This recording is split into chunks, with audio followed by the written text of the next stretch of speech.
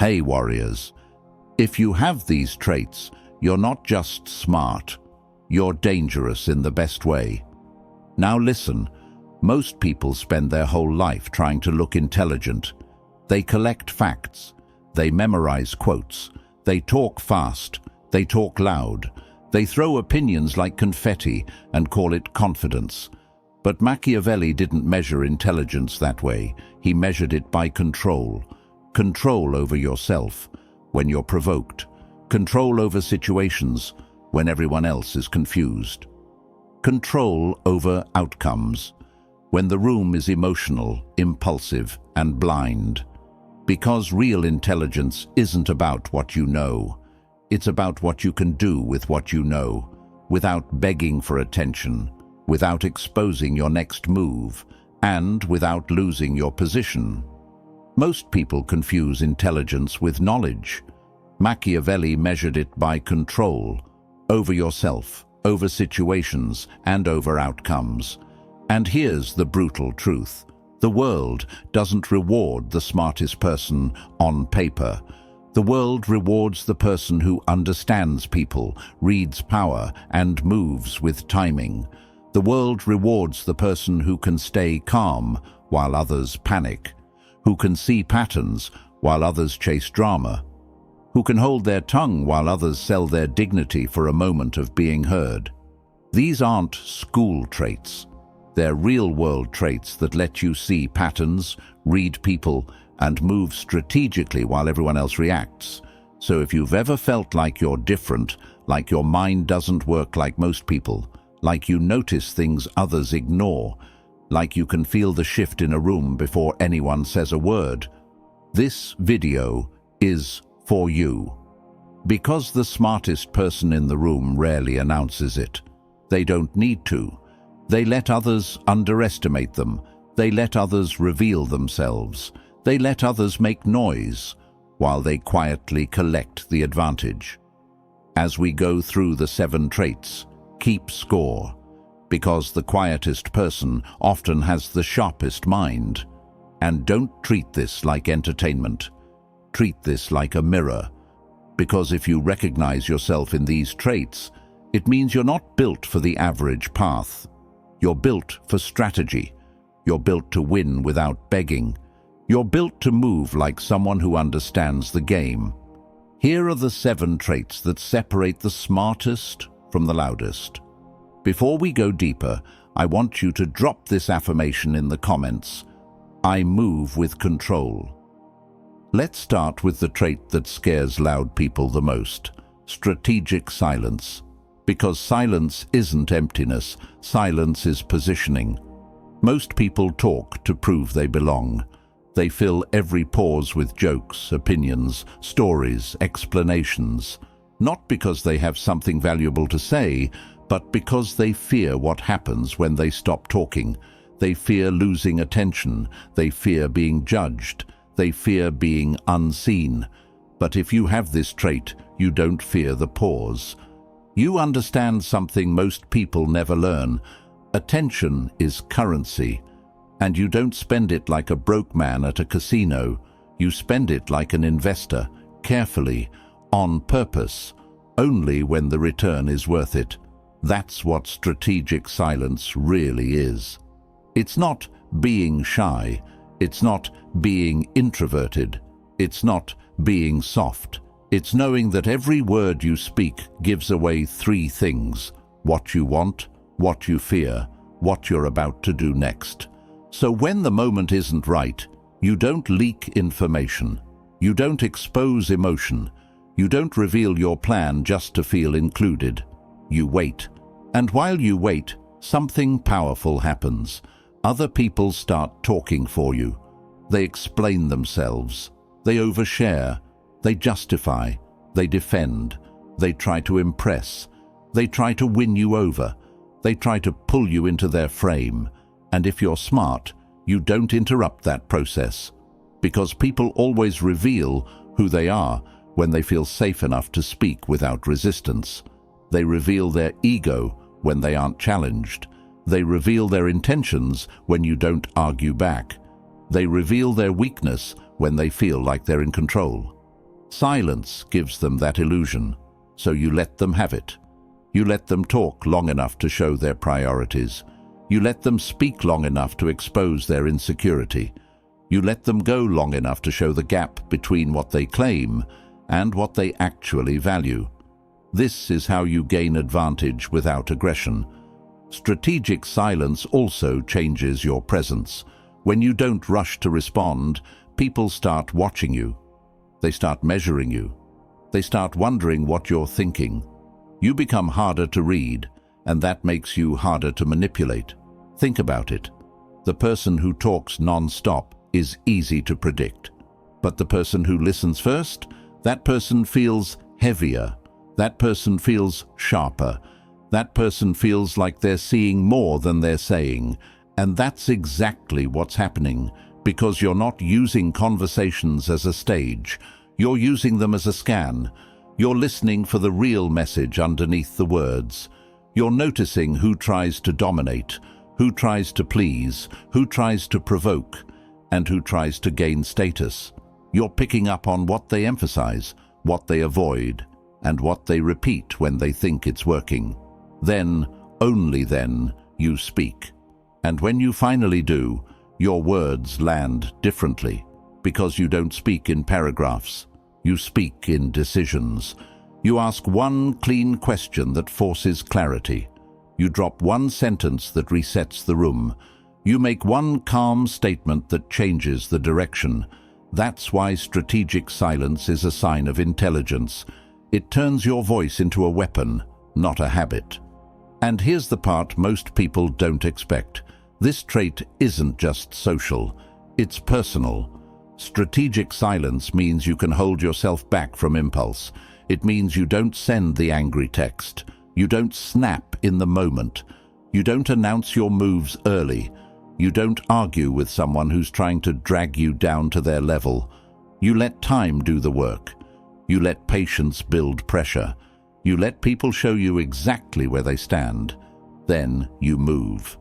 Now, I want you to drop this affirmation in the comments. I speak with purpose. Number 2, reading real motives. This is where most people get played, because they listen to sentences instead of reading purpose. The average person treats conversation like a literal transaction. You said this, so you must mean this. They assume everyone is operating with clean intentions, clear logic, and honest delivery. That sounds nice. It's also how people get used, cornered, and manipulated without even noticing. If you have this trait, you don't fall for the surface. You pay attention to what drives the words, because motives don't live inside speeches. Motives live inside behavior, especially behavior under pressure. Anyone can sound reasonable when everything is calm. Anyone can look loyal when there's nothing to lose. Anyone can appear supportive when it costs them nothing. But when there's a choice between their image and their interest, that's when the real person shows up. So you don't just ask, what did they say? You ask, what are they trying to get? And you don't need paranoia to do this. You just need awareness. You notice who only shows up when they need something. You notice who becomes friendly right before they make a request. You notice who praises you in public but undermines you in private. You notice who always has an excuse but never has accountability. You notice who changes their story depending on the audience. That's not negativity. That's intelligence. Because once you can read motive, you stop making emotional decisions based on someone's performance. You stop being pulled by guilt, flattery, urgency, or pressure. You stop reacting to their tone and start analyzing their aim. And here's the scary part. Most people are not even lying on purpose. They're lying to themselves first. They don't say, I want control. They say, I'm just trying to help. They don't say, I'm jealous. They say, I'm just being honest. They don't say, I want attention. They say, no one appreciates me. But your mind doesn't get hypnotized by the packaging. You look past the story and focus on the payoff. What do they gain if you believe them? What do they lose if you say no? What happens if you don't respond the way they expect? That's why this trait feels almost like a sixth sense. It's not magic. It's pattern recognition in human nature. Machiavelli once wrote, "Men judge generally more by the eye than by the hand. Everyone can see and few can feel." That line matters here because it exposes a hard reality. People often judge based on what looks convincing, not what's true. They get seduced by confidence, style, titles, charm, and volume. They mistake appearance for reliability. They confuse boldness with honesty. You don't. You understand that the smoothest talker in the room may be the most dangerous one, because they know how to sell a version of themselves that gets them what they want. And if you can't see their motive, you become part of their plan. So you develop a different way of listening. You listen for what's missing. You notice what they never answer directly. You notice how quickly they shift blame. You notice when they dodge specifics but keep repeating emotional lines. You notice when someone tries to rush you into a decision because speed is a classic tactic: pressure first, clarity later. And instead of confronting every time, you store the data. You let time reveal the truth, because you know that people can fake words for a long time, but they can't fake consistent behavior forever. This trait also makes you calmer in conflict. When someone gets dramatic, you don't automatically feel threatened. You ask yourself, what is this emotion trying to control? When someone gets cold, you don't beg for warmth. You ask, what are they withholding and why now? When someone acts overly generous, you don't immediately get grateful. You ask, what debt are they trying to create? That's how you protect your mind. Not by being hostile, not by being cynical, but by being awake. Type this affirmation in the comments. I see intentions. Number 3, curiosity as a weapon. Some people are curious because they're bored. If you have this trait, you're curious because you're hungry, not for gossip, not for trivia, not for random information that makes you feel educated for 5 minutes. Your curiosity is targeted. It has direction. It has teeth. You don't ask questions to sound smart.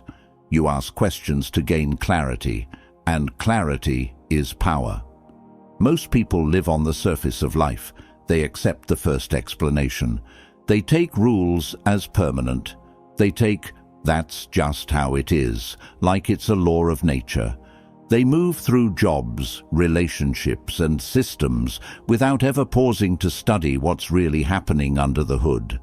You can't live like that.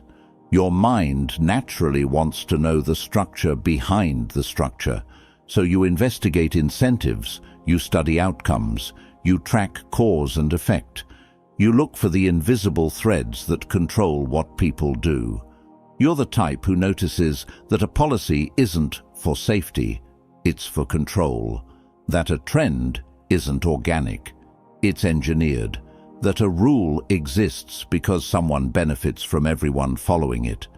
And once you start thinking like that, you stop being easy to manage. Because you see that most situations are not random.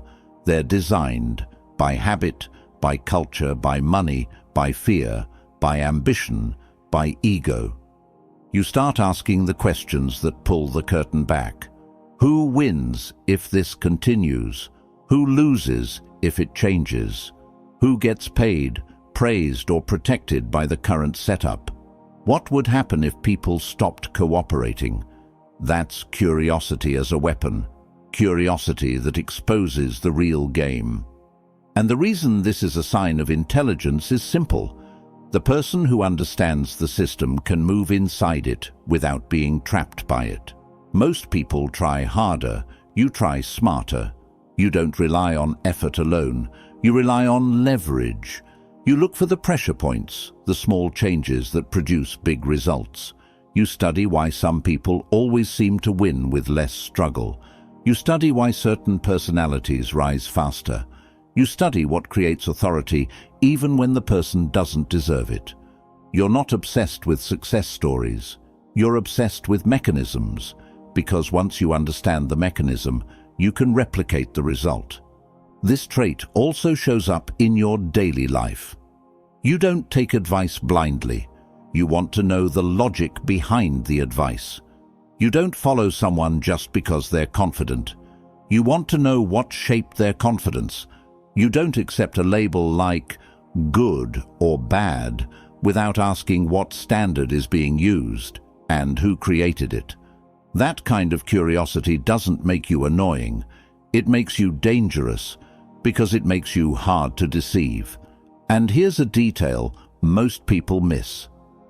Curiosity isn't only about learning new things. It's also about noticing the things everyone else ignores. You pay attention to small signals. You watch timing. You watch reactions. You watch patterns. You recognize that in real life, the biggest truths are rarely announced. They're hinted through repetition, through what gets rewarded, through what gets punished, through what people pretend not to care about while secretly chasing it. So you don't just learn, you decode, and that decoding changes how you speak too. Your questions aren't random, they're surgical. They're the type of questions that make people pause, the type that reveals contradictions, the type that forces someone to either get honest or expose themselves, because the right question can do what 100 arguments can't. It can collapse an illusion. That's why your curiosity is a weapon, not because you're trying to destroy people, but because you refuse to be controlled by lies, confusion, or weak explanations. And there's another side to this trait. You're willing to be wrong. Most people hate being wrong because it hurts their identity. You care more about accuracy than ego. If your curiosity finds a better truth, you drop the old belief without drama. That flexibility makes you sharper every year, while others stay trapped in pride. So when you walk into a room, you're not just hearing words and observing faces. You're scanning structure.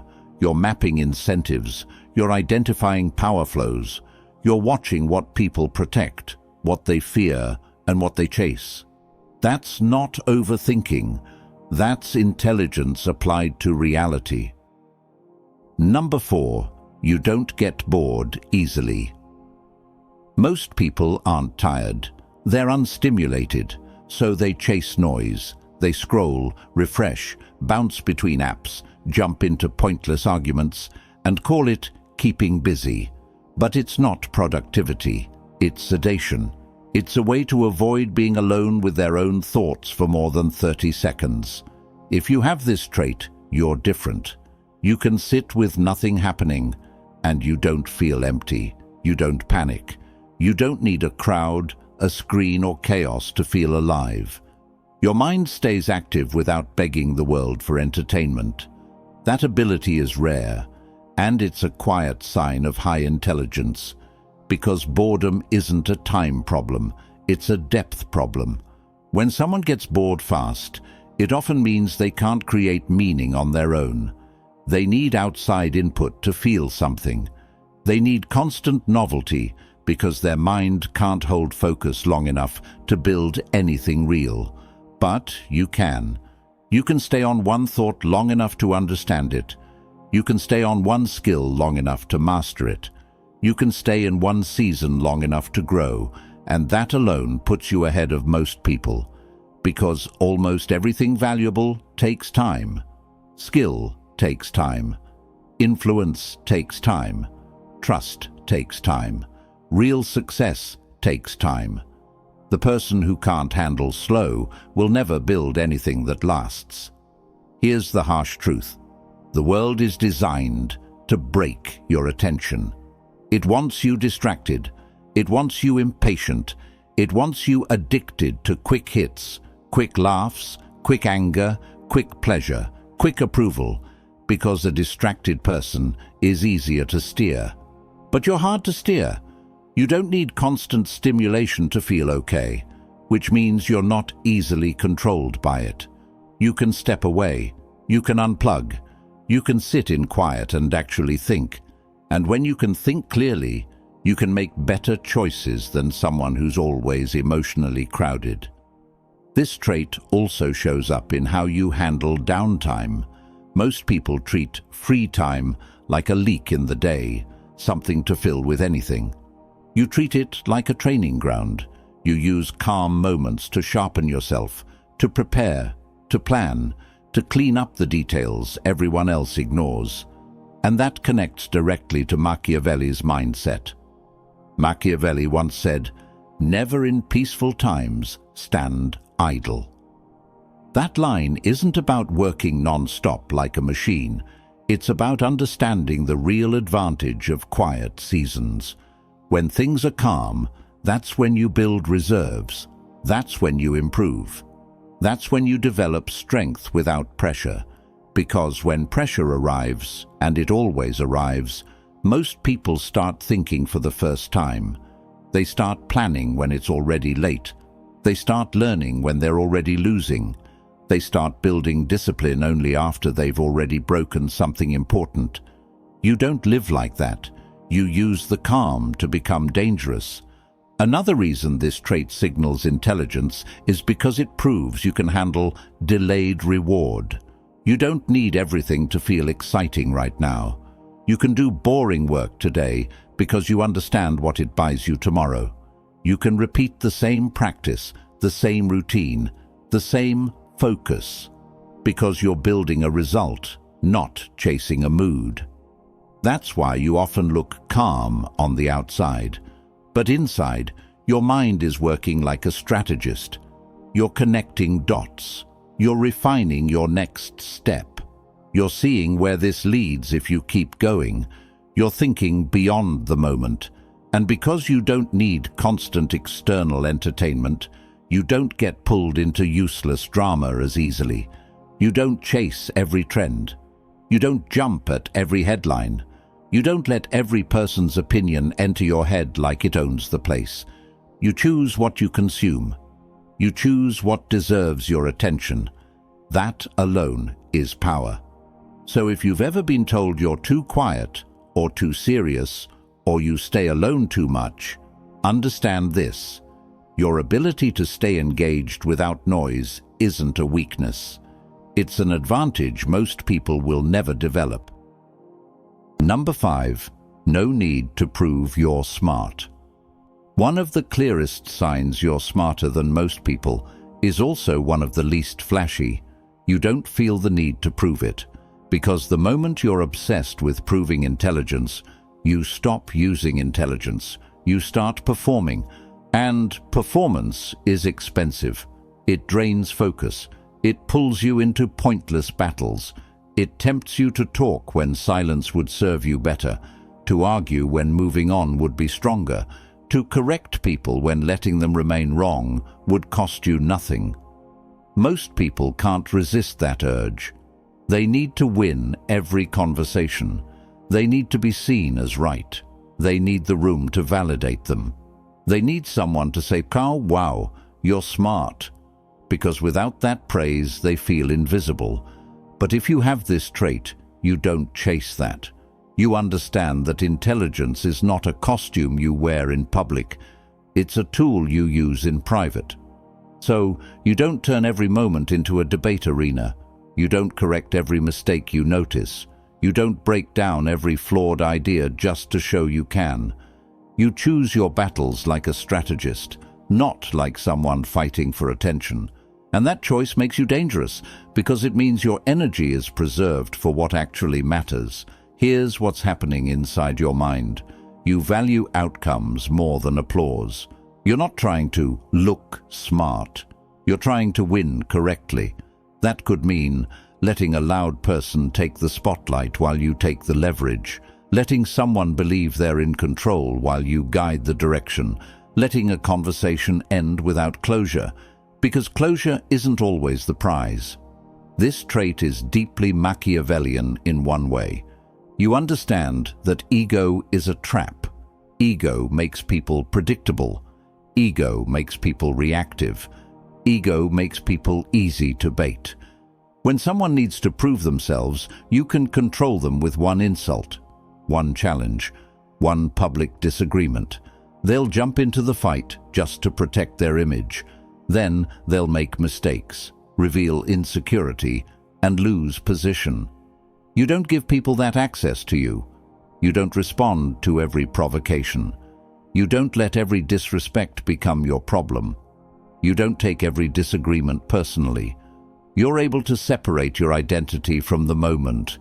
And that emotional separation is a form of intelligence, because when you aren't emotionally hooked, you can see the full map. You can notice the hidden goal behind the conflict. You can recognize when someone is trying to pull you into a trap, where the real aim isn't truth, it's control. So you step back. You ask yourself, what happens if I don't respond? What happens if I let this pass? What do I gain by staying calm?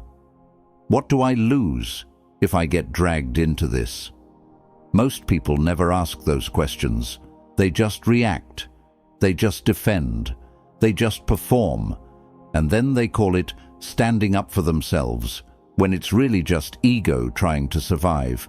But you don't confuse noise with strength.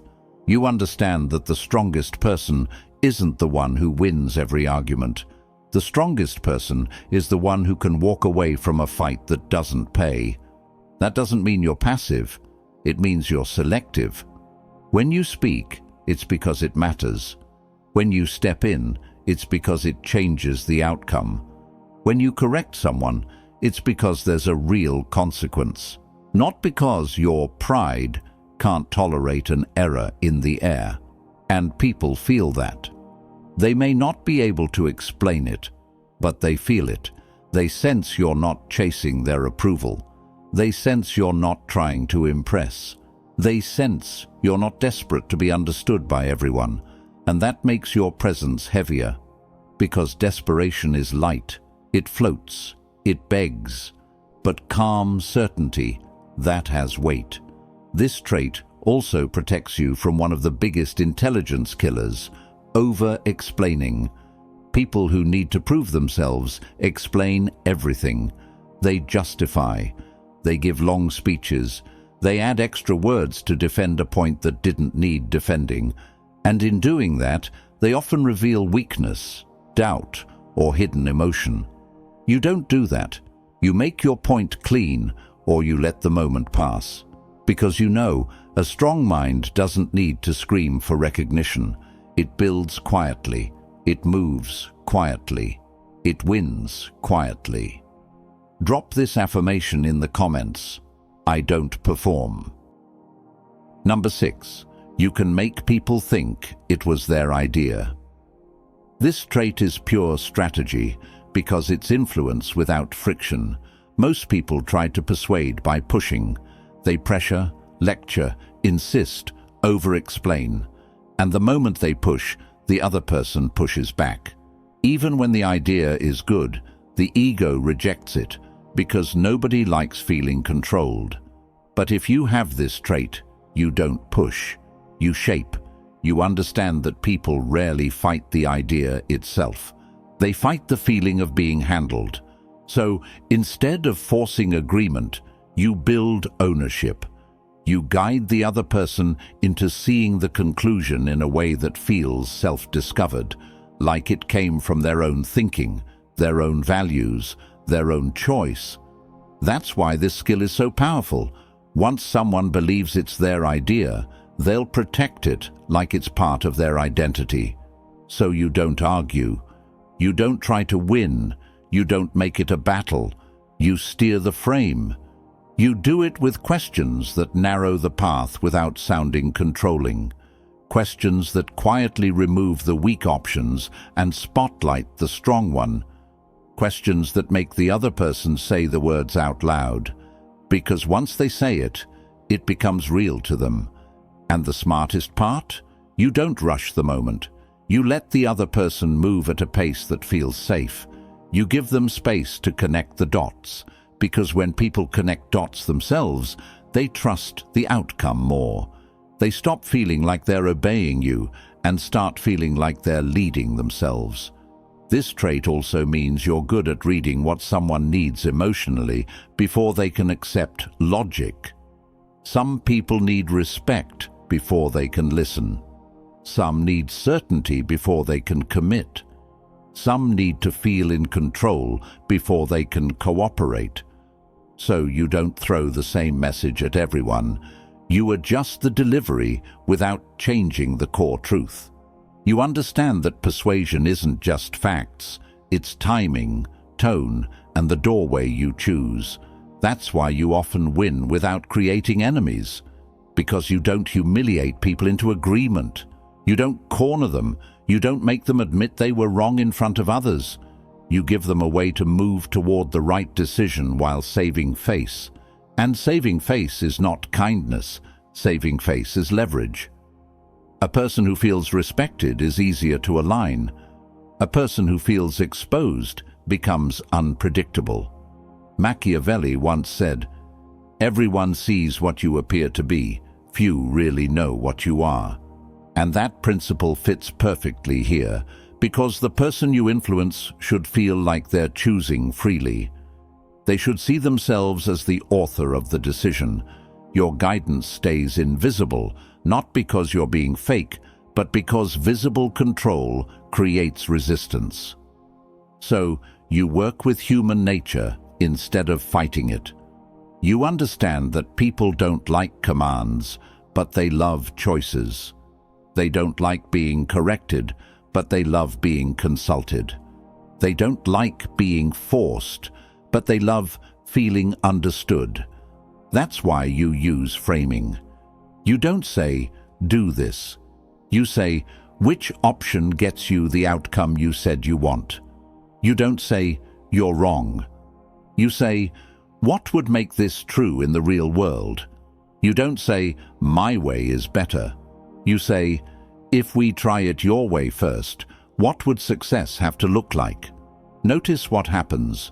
The other person stays in motion, but the motion is now guided. You're not battling their ego. You're giving their ego a seat while you quietly drive the car. And when you do this well, you don't just change decisions, you change behavior. Because people follow what they feel they chose. They commit harder. They defend the plan. They take responsibility. They stop needing constant supervision. That's real influence.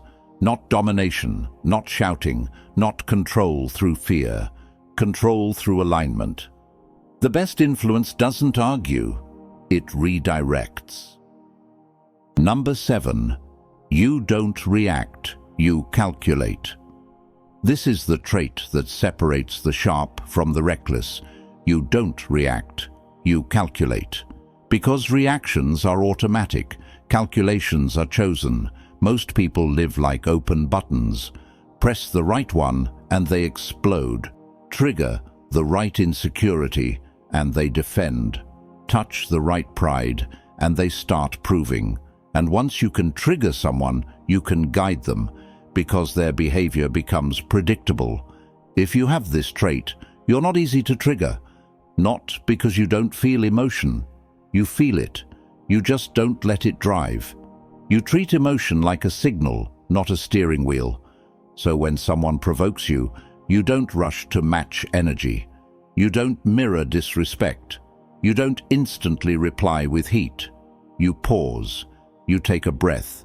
You look at the moment like a chessboard instead of a street fight. And that pause changes everything, because the pause gives you options. Most people don't want options. They want release. They want to say the thing that feels good right now. They want to clap back. They want to win the moment, even if they lose the week, the month, or the relationship. You don't live for the moment. You live for the outcome. So you ask yourself questions that most people never ask in real time. What is the cost of responding right now? What do I gain if I stay calm? What happens if I say nothing and let this person keep talking? What is the real goal here? Truth, control, attention, or ego?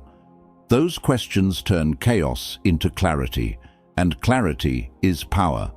This trait also shows up in how you handle disrespect. You don't mistake disrespect for danger. You don't mistake noise for authority. You don't treat every rude comment like an emergency. You measure the situation. Is this person a threat or just loud? Is this conflict important or just emotional? Is this about principle or just pride? Then you respond in the way that protects your position. Sometimes your response is direct. Sometimes it's silence. Sometimes it's humor. Sometimes it's distance. Sometimes it's a boundary. Sometimes it's a decision to leave the situation entirely. But here's the key. Your response is never automatic. It's selected. That's why people can't easily control you, because they can't predict you. And unpredictability, when guided by discipline, is terrifying to impulsive people. They want you to react so they can label you.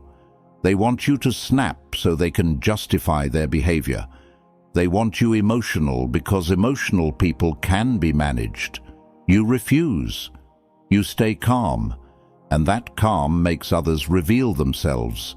It forces them to carry their own behavior without you helping them. When you don't react, their drama doesn't land. Their manipulation doesn't stick. Their attempt to derail you fails, and the longer you hold that control, the more authority you gain without asking for it. Because self-control signals strength. It tells people, I'm not ruled by the room. This trait also makes you more strategic in decision-making. You don't choose based on pressure. You don't commit because of urgency created by someone else. You don't rush into agreements because you fear missing out. You slow the moment down. You take time to evaluate consequences. You ask, if I do this, what happens next? If I say yes, what door opens and what door closes? If I walk away, what power do I keep? Most people don't think that far. They treat decisions like impulses. Then they act surprised when the outcome hurts. But you calculate. And you calculate because you understand something simple. The price of impulsiveness is paid later. So you pay attention to timing. You understand that the same words said at different times can produce completely different results. You understand that patience isn't weakness, it's leverage. You understand that withholding a response can be stronger than any response. And when you finally act, you act clean. No hesitation, no second guessing, no emotional overflow, just clarity, just direction. That's why this trait is the final one, because it's the trait that protects all the others. Silence, perception, curiosity, solitude, humility, influence, none of those matter if you're emotionally controllable. But if you can calculate under pressure, you can keep your advantage in any environment. If you saw yourself in these traits, understand what it really means. Your intelligence isn't loud, it's precise. It doesn't beg for attention, it doesn't chase approval, and it doesn't waste energy trying to convince everyone in the room. It moves with control. Machiavelli understood something most people forget. The sharpest minds don't just think, they position. They choose timing over impulse. They choose leverage over ego. They choose observation over noise. And while everyone else is busy reacting to life, they're shaping it. Because the truth is, the world is full of talented people who lose, not because they're dumb, but because they're undisciplined. They speak too early, they trust too fast, they argue too much, they give away power for a temporary feeling, and then they wonder why they keep getting outplayed. But if you have these 7 traits, you're built differently. You know when to stay quiet.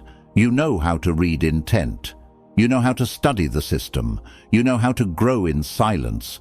You know how to win without showing off. You know how to influence without forcing. And you know how to stay calm when the room gets hot.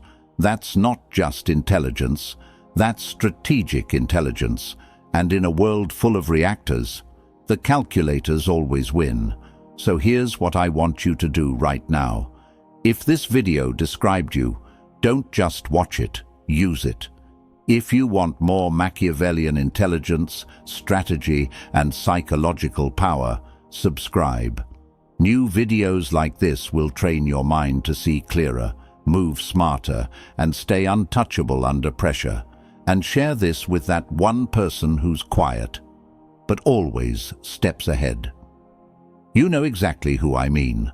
Finally, drop this affirmation in the comments if you're serious. I move with precision.